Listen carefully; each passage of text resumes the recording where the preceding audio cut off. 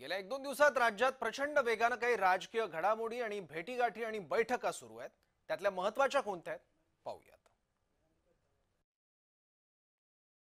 राज्याच्या राजकारणात पुन्हा वेगवान घडामोडी सध्या बघायला मिळत आहेत।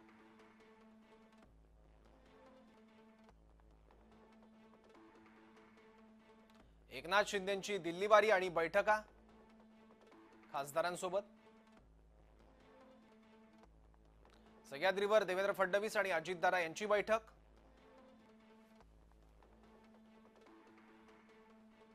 बुधवारी फडणवीसांनी अचानक राज्यपालांची भेट घेतली।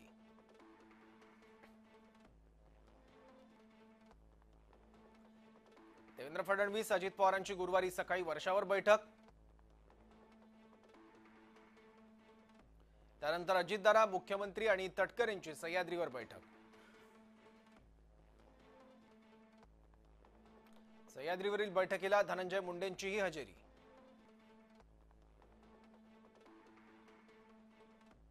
सलग दुसऱ्या दिवशी धनंजय मुंडे मुख्यमंत्र्यांच्या दारी।